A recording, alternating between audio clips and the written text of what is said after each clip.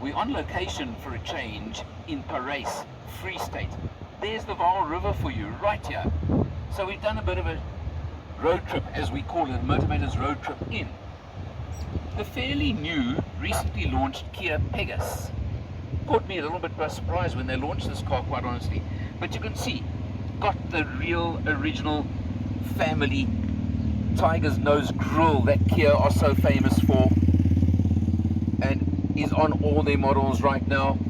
Nice deep lip spoiler at the front over here, and because we are in the EX model, in other words the higher spec version, note you do get the little fog lights over there, and you got daytime running lights. You got all these features you'd expect on a modern car these days. We move around fairly small by today's standards, 14-inch wheels. But of course, again, because it's the EX, it's a mag and not just a steel wheel. But that's neither here nor there as far as I'm concerned. You have a look, you come around, of course you've got your indicators in your wing mirrors over there, which is a nice little feature. And let's just pop open the back door now while we're busy and have a look at a couple of factors and features I can show you quickly. Number one, legroom. As always, look across at the driver's side and have a look, the seat set for myself as I always do, and you can see the amount of legroom you've got in the back seat, plenty of headroom as well. And very interesting, the two-tone light and dark grey artificial leather interior, which is again very neat, very nice, very functional, and ISOFIX on the two outer seats as well. So all those features you got over there that I think you'd come to expect from most cars these days in any case, but it's good to see, and I think that's the important feature. Just close the back door for you, we come around, and this is when the car with the music goes past. This is what you need to notice, of course. It's the booted version. The rare breed in today's world of a smaller sedan. Not too many choices in this body style these days. Neat tail lights over here, you can see, but very standard. All this is very standard. The boot you either open with a key, or there is a little lever next to the driver's seat. And wow, look at the size of the boot. And that's a very important factor over here as well, because it really is a big boot. Lift it up and you've got a space saver spare wheel over there. Okay, well, I suppose I can't complain too much about that. Let's just leave it at that and leave the space saver. Just want to put this mat straight again and sort out our luggage in the back. But you can see a very large boot. Uber drivers, take note. I think that's possibly part of the market for this vehicle. You do have rear park distance control beepers. There you can see one of the beepers, just a couple of them, but it's all you need.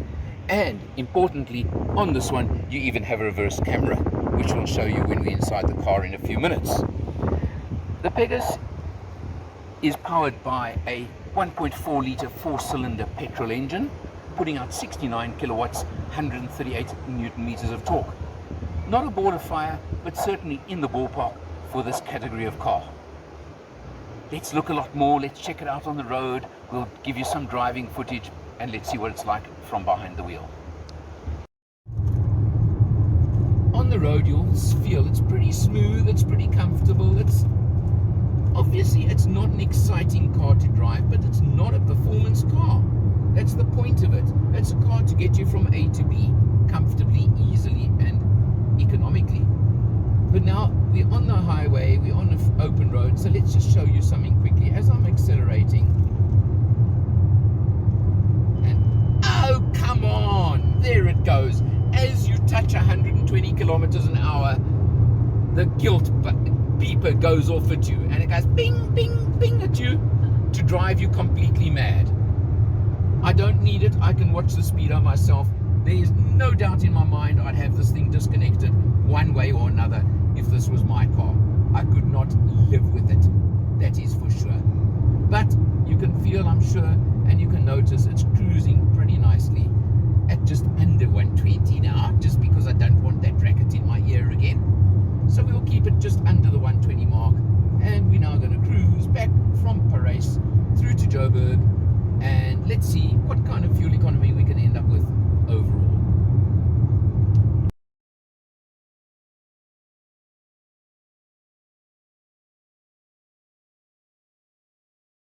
Getting in behind the wheel in the driver's seat, let's look at the instrumentation. Very simple, very basic, but really, what do you need? What do you want? It's not a problem.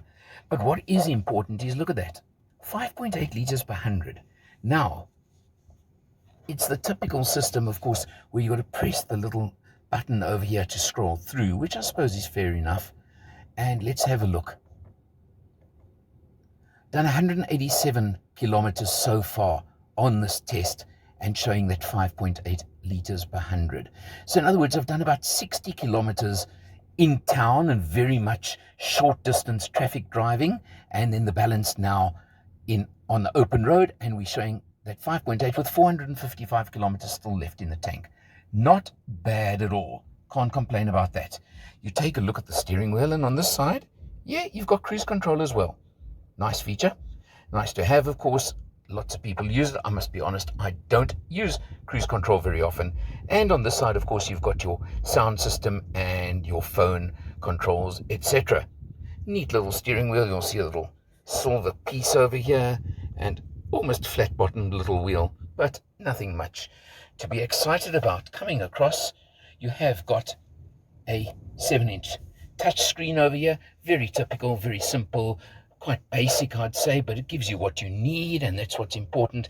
But the very important part is Android Auto and Apple CarPlay are features of the system, so that is what you do want. Just coming up above it first, let's have a look.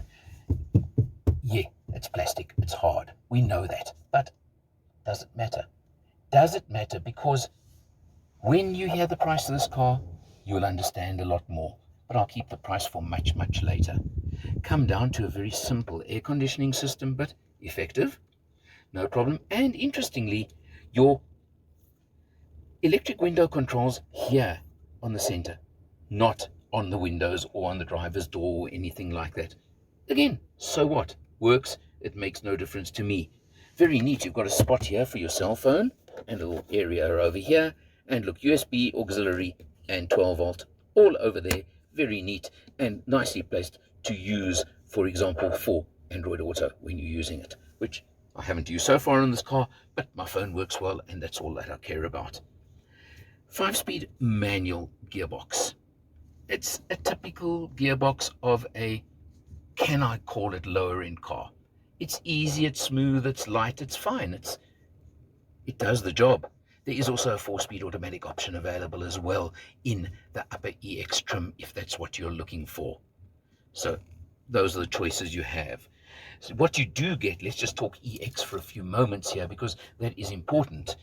I did mention just now, for example, on the center here, the reverse camera. So you do get that on EX trim, and that is an important feature as far as I'm concerned that you do want. You get 2 airbags on both, it's the same.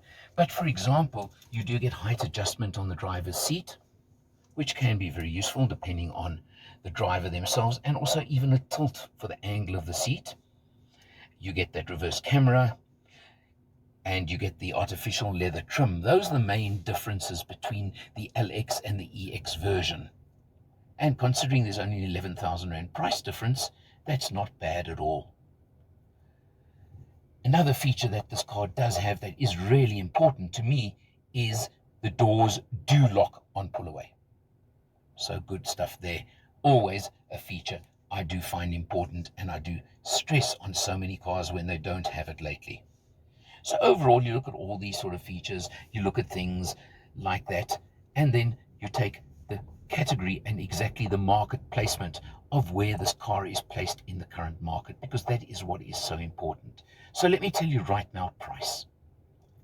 Current price for the EX model, 237,000 Rand. I'm rounding it off, but 237,000 Rand for this version. Pretty competitive, I'm sure you'll agree. Really, I was very surprised when I heard the spec of the car and the price, I have to tell you.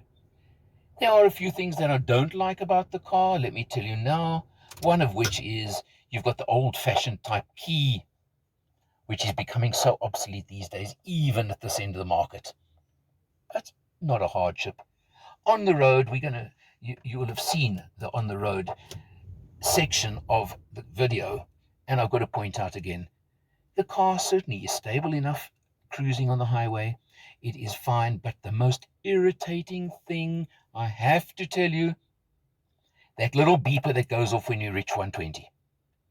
It's one of these guilt beepers or something, if you want to call it that, but it certainly irritated the out of me, that's for sure. I've got to call it that and tell you that much. But I'm sure, or I would hope, there is some way you can delve into the menus on the screen or go to your local dealer and get them to actually deactivate it. I certainly would, that's for sure.